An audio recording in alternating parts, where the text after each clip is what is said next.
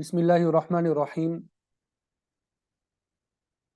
ये आज हमारा इल्मुन्नहव का पहला सबक है और अरबी ग्रामर को सीखने के लिए इल्मुन्नहव जो है ये इसको भी सीखना बहुत ज़रूरी है।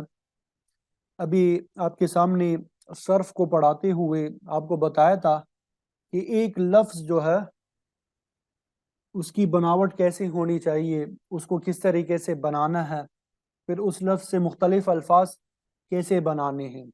ठीक है। इल्मुन्नहव में हमने किस बात को समझना है कि कई अल्फाज को एक दूसरे के साथ हमने जोड़ना कैसे है। दो तीन अल्फाज हैं, उन दो तीन अल्फाज को हमने आपस में जोड़ना कैसे है। एक तो ये बात हमने इल्मुन्नहव में मालूम करनी है। दूसरी बात हमने ये मालूम करनी है कि हर कलिमा जो होगा, हर लफ्ज़ जो होगा, उसके आखिर के ऊपर हमने क्या एराब पढ़ना है। अल्हम्दु, अब यहाँ पे अल्हम्दुलिल्लाहि रब्बिल आलमीन कुरान मजीद की तिलावत करते हुए, सूरह फातिहा पढ़ते हुए हम अल्हम्दु पढ़ते हैं, दाल के ऊपर पेश पढ़ते हैं, दाल के ऊपर जम्मा पढ़ते हैं। अब यहाँ पे अल्हम्दा, दाल के ऊपर जबर क्यों नहीं पढ़ते? अल्हम्दी, दाल के नीचे जेर क्यों नहीं पढ़ते? तो ये हमें इल्मुन्नहव से मालूम होगा। इल्मुन्नहव से हमें मालूम होगा कि हर कलमे के आखिरी हर्फ के ऊपर आपने क्या पढ़ना है, जबर पढ़ना है, जेर पढ़ना है, पेश पढ़ना है, उस वजह से क्या तब्दीली आएगी। तो इल्मुन्नहव की तारीफ हमें क्या मालूम हुई कि दो बातें इसमें होंगी। इसमें क्या होंगी? दो बातें होंगी। नंबर एक, पहली बात क्या है? जिसमें इसम, फेल और हर्फ को जोड़ने का तरीका मालूम होगा। पहली बात क्या होगी? इसम, फेल और हर्फ को जोड़ने का तरीका हमें मालूम होगा। नंबर दो, मुअरब और मबनी होने के एतबार से, ये मुअरब और मबनी बस आपने सिर्फ आमन्ना वसल्लमना कह के मानना है। मुअरब और मबनी क्या है इंशाल्लाह कुछ असबाक के बाद हम पढ़ेंगे। मुअरब और मबनी होने के लिहाज से तीनों कलमों के आखिर की हालत मालूम हो। मुअरब और मबनी होने के एतबार से तीनों कलमों की आखिर की हालत मालूम हो। आसानी के लिए मैंने आपको बता दिया कि जो भी लफ्ज है उसके आखिरी हर्फ के ऊपर आपने कौन सा इराब पढ़ना है, जबर पढ़ना है, जेर पढ़नी है, पेश पढ़नी है। तो इल्मुन्नहव में दो काम हमने सीखने होते हैं कि इसम, फेल और हर्फ को आपस में जोड़ना कैसे है, उससे जुमले कैसे बनाने हैं। दूसरा हमने ये सीखना होता है कि हर हर्फ का जो आखिर होता है उसके ऊपर, हर लफ्ज का जो आखिर होता है, आखिरी हर्फ जो होता है उसके ऊपर एराब कौन सा पढ़ना है, जबर, जेर, पेश कौन सा पढ़ना है आपने। तो ये इल्मुन्नहव की तारीफ है। अब इल्मुन्नहव का मौजू क्या है? मौजू से मुराद ये कि इल्मुन्नहव में किन चीज़ों के हवाले से गुफ्तगू होगी। जिस तरह मेडिकल की कोई किताब होती है तो उसमें मेडिकल के हवाले से गुफ्तगू होती है, तो इल्मुन्नहव में किस हवाले से बात होगी? तो दो अल्फाज है, कलिमा और कलाम। इल्मुन्नहव में जो हम बात करेंगे, गुफ्तगू करेंगे, वो दो चीज़ों के हवाले से करेंगे। एक है कलमा और एक है कलाम। कलमा क्या चीज़ है, कलाम क्या चीज़ है, ये इंशाल्लाह इसको तफसील से पढ़ेंगे। आगे हमारी गुफ्तगू जो है कलिमा और कलाम से ही मुतालिक होगी। बस आपने सिर्फ ये बता देना कि इल्मुन्नहव का मौजू ये है कि कलमा और कलाम के हवाले से गुफ्तगू करना। जिस तरह खतीब खुतबा देता है तो वो कहता है आज मेरी तकरीर का मौजू ये है, यानी आज मैं इस मौजू से, इस मौजू के हवाले से गुफ्तगू करना चाहता हूँ। गर्ज यानी इल्मुन्नहव पढ़ने का फायदा क्या होगा? हमने इल्मुन्नहव पढ़ लिया, जिस तरह हमने इल्मुस्सर्फ पढ़ेंगे तो लफ्ज जो होता है उसको पढ़ने में गलती से महफूज रहेंगे। एक लफ्ज जो होता है उसको पढ़ने में, उसको लिखने में गलती से महफूज रहेंगे, सही तरीके से पढ़ेंगे। कतबा को कतबा पढ़ेंगे, कितबा नहीं पढ़ेंगे, कितबू नहीं पढ़ेंगे, बल्कि कतबा पढ़ेंगे। यकतुबू पढ़ेंगे, यकतबू नहीं पढ़ेंगे। ये तो सर्फ पढ़ने से हमें फायदा होगा, एक लफ्ज में गलती से महफूज रहते हैं। लेकिन इल्मुन्नहव का फायदा ये होगा कि जब हम अरबी जुबान बोलेंगे, अरबी जुबान लिखेंगे, तो बोलते और लिखते वक्त गलती से महफूज रहेंगे। جملوں کا سٹرکچر ہمارا کیسے ہونا چاہیے، پہلے فعل آتا ہے، پھر فاعل آئے گا، پھر اس کے بعد مفعول آئے گا، پھر اس کے بعد جو ہے متعلقات آئیں گے، ٹھیک ہے؟ یہ ساری باتیں ہمیں علم النحو سے معلوم ہوں گی۔ یہ علم النحو جو ہے، اس کا بنیاد رکھنے والا کون تھا؟ یہ کب وجود میں آیا؟ یہ علم کو وجود دینے والا کون تھا؟ اس کا بنیاد رکھنے والا کون تھا؟ تو اس کی بنیاد حضرت علی رضی اللہ تعالیٰ عنہ کے حکم پر ابو الاسود الدؤلی رحمۃ اللہ علیہ نے کی ہے۔ حضرت علی رضی اللہ تعالیٰ عنہ نے حکم دیا ابو الاسود دؤلی کو کہ یہ قواعد وغیرہ جمع کر لیں، تو اس طریقے سے اس علم کو مدون کیا گیا، اس علم کو بنایا گیا، ٹھیک ہے؟ تو یہ تو علم النحو کے حوالے سے بنیادی باتیں تھیں، ٹھیک ہے؟ اس کی تفصیلات جو ہے وہ جائیں گے، بہت زیادہ تفصیلات ہو جاتی ہے، تو ہم ان تفصیلات کی طرف نہیں جاتے، اور زیادہ فوکس رکھنے کی ضرورت بھی نہیں ہے۔ آپ نے مطالعہ کرنا ہوگا تو اس حوالے سے پھر انشاءاللہ کتابیں آپ کو بتا دیں گے، ٹھیک ہے؟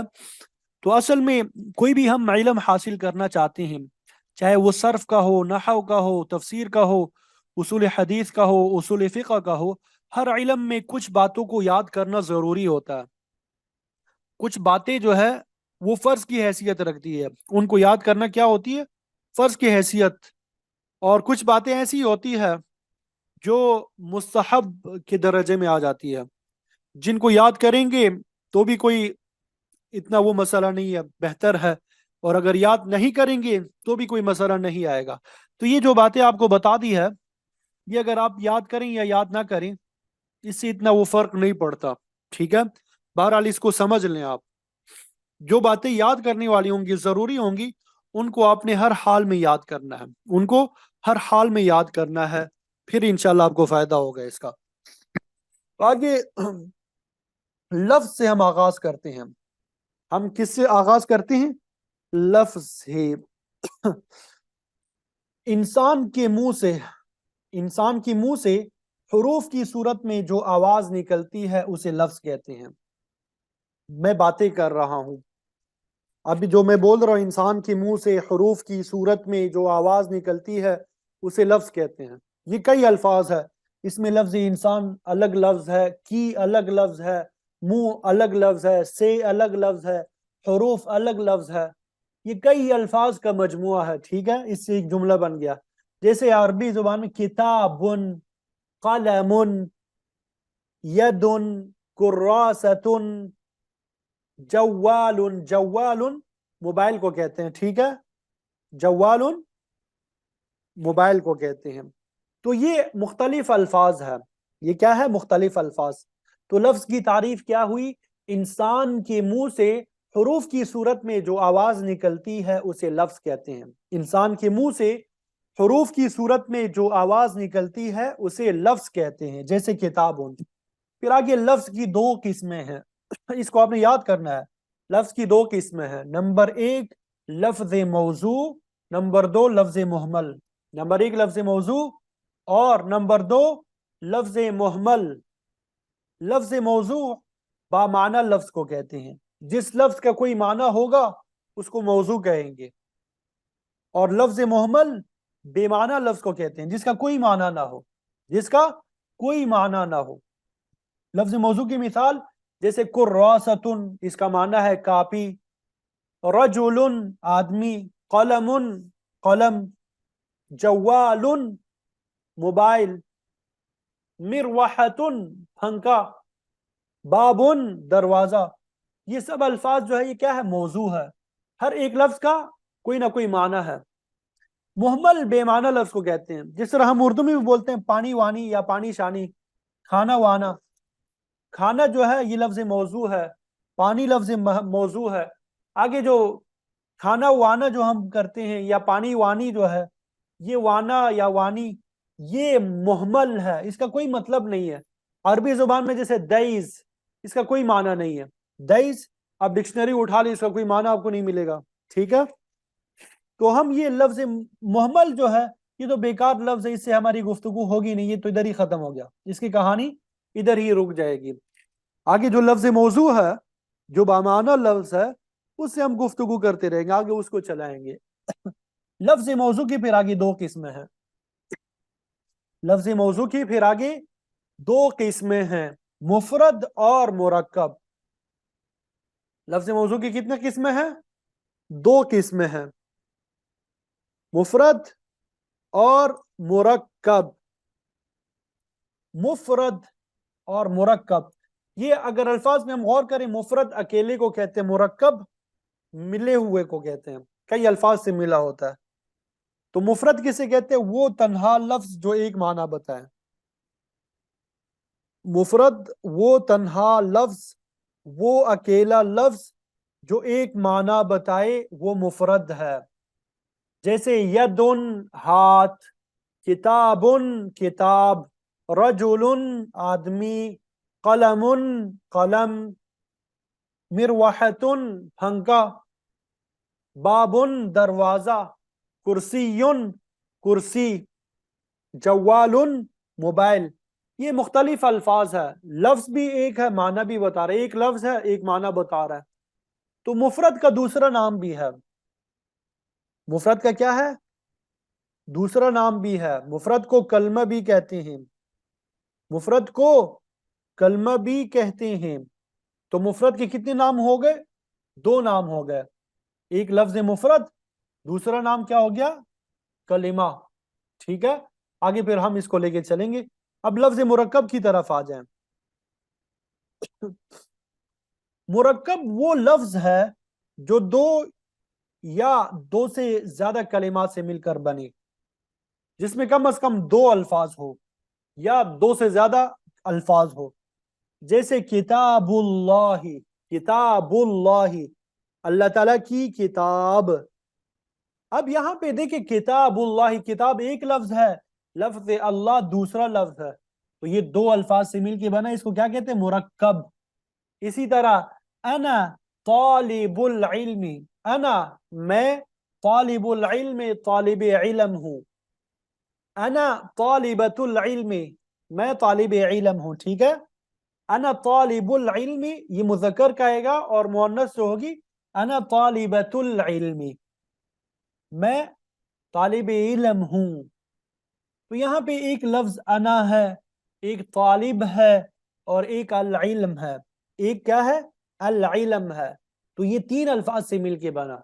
तो मुरक्कब की तारीफ हमने क्या पढ़ी? वो लफ्ज जो दो या दो से ज्यादा कलिमात से मिलकर बने, वो लफ्ज जो दो या दो से ज्यादा कलिमात से मिलके बने। जैसे किताबुल्लाह, अना तालिबुल इल्म। ये जो अरबी जुबान के छोटे छोटे जुमले, ये याद करते जाएं साथ में, ठीक है। इसी तरह नसारा जैदुन, नसारा जैदुन, जैद ने मदद की। नसारा एक लफ्ज है, जैदुन दूसरा लफ्ज है, तो ये क्या हो गया? मुरक्कब हो गया। गुलामु जैदिन, जैद का गुलाम। गुलाम एक लफ्ज है और जैद दूसरा लफ्ज है। तो हमने अभी पढ़ा कि जो दो अल्फाज से मिलके बनता है उसे क्या कहते हैं? मुरक्कब कहते हैं। सलातुज़्ज़ुहरी, सलातुज़्ज़ुहरी, जोहर की नमाज। सलात एक लफ्ज है, अज़्ज़ुहर दूसरा लफ्ज है, ठीक है। तो इसको मुरक्कब कहते हैं। हज्जुल बैती, हज एक लफ्ज है, अल बैत दूसरा लफ्ज है, तो ये मुरक्कब है। तो मुफरद और मुरक्कब हमने पढ़ा। मुफरद जो है तन्हा लफ्ज को कहते हैं जो एक माना बताए, और मुरक्कब वो लफ्ज है जो दो या दो से ज्यादा कलिमात से मिलके बने, जैसे किताबुल्लाह और अना तालिबुल इल्म। ये तो मुफरद और मुरक्कब के हवाले से बात आपको बता दी। अब ये मुरक्कब को हम कुछ अरसे के लिए भूल जाते हैं। तारीफ हमने पढ़ ली, मुरक्कब को कुछ अरसे के लिए भूल जाएंगे। अब हम मुफरद को लेके चलेंगे। अब कुछ अरसे के लिए हम क्या करेंगे? मुफरद को लेके चलेंगे। तो अब मुफरद को आपने जहन में रखना है, मुरक्कब को इंशाल्लाह बाद में हम पढ़ लेंगे। मुफरद का मैंने आपको बताया था कि मुफरद का एक दूसरा नाम है, कौन बताएगा? मुफरद का एक दूसरा नाम भी मैंने आपको बताया था। जी बताएं, क्या नाम है दूसरा नाम? कलीमा। जी बिल्कुल। तो कलीमा की तीन किस्म है, मुफरद की तीन किस्में हैं, कलीमा की तीन किस्में हैं, या मुफरद की तीन किस्में हैं। इसम, फेल और हर्फ। इसम, फेल اور حرف، اسم، فعل اور حرف، اگر آپ یہ تین چیزیں سمجھ لیں، اسم کو، فعل کو، حرف کو، تو آپ کو عربی آ جائے گی۔ اسم، فعل اور حرف کو آپ سمجھ لیں، آپ سب کو انشاءاللہ عربی آ جائے گی۔ کتنا آسان سا فارمولا میں نے آپ کو بتا دیا۔ آپ اسم کو سمجھ لیں، فعل کو سمجھ لیں، حرف کو، بس آپ کو عربی آ گئی انشاءاللہ۔ ٹھیک ہے، اب ہم نے اسم کو بھی سمجھنا ہے، فعل کو بھی سمجھنا ہے، حرف کو بھی سمجھنا ہے۔ ادھر میں آپ کو بتا دوں کہ فعل کے حوالے سے زیادہ تر ہم گفتگو جو ہے وہ صرف میں ہم کریں گے، اور اسم کے حوالے سے زیادہ تر گفتگو، حرف کے حوالے سے زیادہ تر گفتگو جو ہے وہ ہم نحو میں کریں گے۔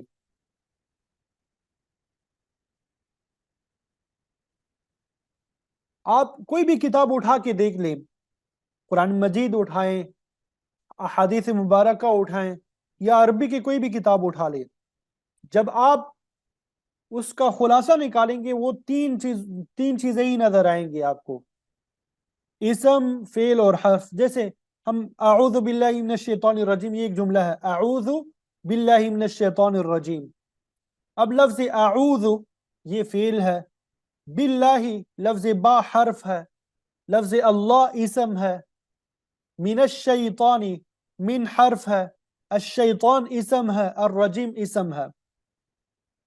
تو گویا کہ اس میں فعل بھی موجود ہے اعوذ، با اور من دو حرف آ گئے اس میں، اور لفظ اللہ اور الشیطان الرجیم تین اسم آ گئے۔ تو اگر ہم اسم اور فعل کو صحیح طریقے سے سمجھ لیں گے تو انشاءاللہ پھر ہمارے لیے عربی پڑھنا، بولنا اور عربی سمجھنا مشکل نہیں ہوگا انشاءاللہ۔ تو اب ہم نے ان کو سمجھنا ہے صحیح طریقے سے، ٹھیک ہے۔ اسم، یہ نارملی کتابوں میں جو تعریف لکھی ہوتی ہے، اردو گرامر پڑھتے ہیں، انگلش گرامر پڑھتے ہیں، تو اس میں جو تعریف لکھی ہے وہی تعریف ہے اس کی بھی۔ کسی شخص، چیز، جگہ یا کام کا نام اسم کہلاتا ہے۔ کسی بھی چیز کا نام ہے، شخص کا نام ہے، احمد ہے، قاسم ہے، محمود ہے، چیز کا نام ہے، پین ہے، کتاب ہے، کرسی ہے، جگہ کا نام ہے مدینہ، مکہ، بیت اللہ، اور اسی طرح باقی چیز جگہ جو ہے پشاور، لاہور، اسلام آباد، یا کام کا نام مارنا، قتل کرنا، مدد کرنا، اور اسی طرح سیکھنا، سکھانا، پینا، یہ مختلف کاموں کے نام جو ہے یہ سب کیا کہلاتے ہیں؟ اسم کہلاتے ہیں۔ یہ اسم کی تعریف ہے، کیا ہے؟ کسی شخص، کسی چیز، کسی جگہ یا کام کا نام اسم کہلاتا ہے، یہ تعریف ہے، ٹھیک ہے۔ علم النحو کی کتابوں میں تعریف تھوڑی مختلف لکھی ہوتی ہے، تعریف تو یہی ہے لیکن تھوڑی مختلف لکھی ہوتی ہے، اس کو بھی ہم سمجھ لیتے ہیں۔ یہ اسم جو ہے وہ اپنا معنی خود بتاتا ہے۔ اسم کیا؟ خود کفیل ہے، وہ کسی پہ انحصار نہیں کرتا، وہ اپنا کام خود کر سکتا ہے، اپنا معنی خود بتاتا ہے، اور اس میں کوئی زمانہ بھی نہیں ہوتا۔ زمانہ میں نے آپ کو بتا دیا تین زمانے ہیں، ماضی، حال اور مستقبل۔ تو اسم وہ کلمہ ہے جس کا معنی دوسرا کلمہ ملائے بغیر سمجھ میں آئے، جس کا معنی دوسرا کلمہ ملائے بغیر سمجھ میں آئے، یعنی اسم کے ساتھ دوسرا کلمہ نہ بھی ہو تب اسم اپنا معنی بتا دیتا ہے۔ جیسے خالد، آپ خالد بولتے ہیں، خالد کی شکل جو ہے آپ کے سامنے آ جائے گی۔ محمد بولتے ہیں، محمد کی شکل آپ کے سامنے آ جائے گی۔ احمد بولتے ہیں، احمد کی شکل جو ہے وہ آپ کے سامنے آ جائے گی۔ مکہ آپ بولتے ہیں تو بیت اللہ شریف کی شکل جو ہے وہ آپ کے سامنے آ جائے گی۔ مدینہ منورہ بولتے ہیں تو مسجد نبوی صلی اللہ علیہ وسلم کی شکل جو ہے آپ کے ذہن میں آ جاتی ہے۔ اللہ تعالی ہمیں بار بار حرمین شریفین کی مقبول حاضری نصیب فرمائے۔ تو اسم جو ہے اپنا معنی خود بتا دیتا ہے، وہ کسی دوسرے لفظ کا محتاج نہیں ہوتا۔ تو کیا بولا یہاں پہ کہ جس کا معنی دوسرا کلمہ ملائے بغیر سمجھ میں آ جائے اور اس میں تین زمانوں میں سے کوئی زمانہ بھی نہ ہو، ٹھیک ہے، اس میں تین زمانوں میں سے کوئی زمانہ بھی نہ ہو، جیسے خالد، یہ تعریف امید کرتا ہوں سمجھ آ گئی ہوگی۔ اسی طرح فعل جو ہے، یہ فعل یہ بھی خود کفیل ہے۔ فعل کیا ہے؟ یہ بھی خود کفیل ہے، اپنا معنی خود بتا سکتا ہے، کسی کا محتاج نہیں ہوتا، ٹھیک ہے، اپنا معنی خود بتاتا ہے۔ البتہ اسم میں ہم نے پڑھا کہ وہ اپنا معنی خود بتاتا ہے، لیکن تین زمانوں میں سے کوئی زمانہ اس میں نہیں ہوتا، لیکن فعل میں تینوں زمانوں میں سے کوئی نہ کوئی زمانہ ہوتا ہے، یا تو ماضی ہوگا، یا حال ہوگا، یا مستقبل ہوگا۔ جیسے نصارہ، مدد کی اس نے، یعنی گزرے ہوئے زمانے میں اس نے مدد کی۔ ابھی ہم نے الفاظ پڑھے، کل تھو، میں نے کھایا۔ اب میں نے کب کھایا؟ صبح کھایا، کل کھایا۔ میں نے پیا، میں نے یاد کیا، میں نے سنا، یہ ماضی کی بات ہو رہی ہے، تو یہ فعل ہو گیا۔ یہاں پہ ایک تعریف تو یہ کہ وہ کلمہ ہے جس میں کسی کام کا کرنا یا واقع ہونا زمانے کی قید کے ساتھ پایا جائے۔ مثلا مارا ایک فعل ہے جس میں مارنے کا کام زمانہ ماضی میں واقع ہوا ہے، جس میں مارنے کا کام زمانہ ماضی میں واقع ہوا۔ اسی طرح مدد کی اس نے، اب مدد کی یہ ایک فعل ہے، اور یہ مدد کرنے کا جو عمل ہے ماضی کے زمانے میں واقع ہوا ہے۔ تو اب یہ تعریف بھی کر سکتے، اور یہ بھی وہ کلمہ ہے جس کا معنی دوسرا کلمہ ملائے بغیر سمجھ میں آئے، اور اس میں تینوں زمانوں میں سے کوئی زمانہ موجود ہو، ٹھیک ہے، یہ فعل کی تعریف ہو گئی۔ حرف، وہ کلمہ، حرف بیچارہ فقیر ہے، محتاج ہے، وہ خود کفیل نہیں ہے، اپنا معنی نہیں بتا سکتا۔ حرف کیا ہے؟ وہ اپنا معنی نہیں بتا سکتا۔ وہ کلمہ ہے جس کا معنی دوسرا کلمہ ملائے بغیر سمجھ میں نہ آئے، جس کا معنی دوسرا کلمہ ملائے بغیر سمجھ میں نہ آئے۔ جیسے ان، بار بار قرآن مجید میں آتا ہے، اس کا معنی ہوتا ہے اگر، اگر، اگر۔ اعلیٰ کا معنی ہوتا ہے پر۔ اب اگر کوئی کرتا جائے پر، اگر، اگر، اگر، اگر، لوگ کہیں گے بھائی پاگل ہو گیا، بیوقوف ہو گیا۔ پر کا کیا مطلب ہے؟ سمجھ میں نہیں آ رہا، ٹھیک ہے۔ جب تک اس کے ساتھ اسم نہیں ملتا یا فعل نہیں ملتا تو حرف کا مطلب سمجھ میں نہیں آتا۔ تو حرف بیچارہ غریب ہے، محتاج ہے، وہ خود کفیل نہیں ہے، اپنا معنی خود نہیں بتا سکتا۔ اس کو ضرورت پڑتی ہے کہ اس کے ساتھ کوئی اسم ہو یا کوئی فعل ہو، پھر اپنا مطلب بتا سکتا ہے۔ تو خلاصہ یہ ہوا ہمارا کہ کلمے کی تین قسمیں ہیں، اسم، فعل اور حرف۔ کلمے کی کل کتنی قسمیں ہیں؟ تین قسمیں ہیں، اسم، فعل اور حرف، ٹھیک ہے۔ تو ان کو آپ نے یاد کرنا ہے، اسم، فعل اور حرف، ان کو آپ نے یاد کرنا ہے صحیح طریقے سے۔ یہ اس کا خاکہ جو بنایا ہے، یہ یہاں پہ بھی دیکھ لیں، یہ ضروری ہے ان کو یاد کرنا۔ اب میں خلاصہ دوبارہ بتا دیتا ہوں کہ لفظ، انسان کے منہ سے حروف کی صورت میں جو آواز نکلتی ہے اسے لفظ کہتے ہیں۔ پھر لفظ کی دو قسمیں ہیں، موضوع اور محمل۔ موضوع جو ہے بامعنی لفظ کو کہتے ہیں، اور محمل بے معنی لفظ کو کہتے ہیں۔ یہ یہاں پہ الٹا ہو گیا ہے، ذرا اس کو، موضوع جو ہے بامعنی لفظ کو کہتے ہیں، اور محمل جو ہے بے معنی لفظ۔ تو پھر آپ کو میں نے بتایا کہ لفظ محمل کے حوالے سے ہم گفتگو نہیں کریں گے، وہ تو ہمارے کام کا نہیں ہے۔ لفظ موضوع جو ہے پھر اس کی دو قسمیں، مفرد اور مرکب۔ مفرد تنہا لفظ کو کہتے ہیں جو معنی ایک معنی بتائے، اس کا دوسرا نام کلمہ ہے۔ مرکب جو دو لفظوں سے یا زیادہ الفاظ سے مل کے بنتا ہے، ٹھیک ہے۔ اور پھر مفرد یا کلمہ کی تین قسمیں ہیں، اسم، فعل اور حرف۔ اسم کسے کہتے ہیں؟ کسی چیز، جگہ یا کسی کام کا نام جو ہے، یا دوسری تعریف کہ یہ محتاج نہیں ہوتا کسی کا، خود کفیل ہے، اپنا معنی خود بتا سکتا ہے۔ وہ کلمہ ہے جو اپنا معنی دوسرا کلمہ ملائے بغیر سمجھ بتا دیتا ہے، اور اس میں تینوں زمانوں میں سے کوئی ایک زمانہ بھی نہیں پایا جاتا۔ فعل بھی اپنا معنی خود بتا سکتا ہے، دوسرے لفظ کی اس کے ساتھ ضرورت نہیں پڑتی، اس میں تینوں زمانوں میں سے کوئی زمانہ بھی پایا جاتا ہے۔ اور حرف جو ہے وہ محتاج ہوتا ہے، وہ اپنا معنی دوسرا کلمہ ملائے بغیر نہیں بتا سکتا۔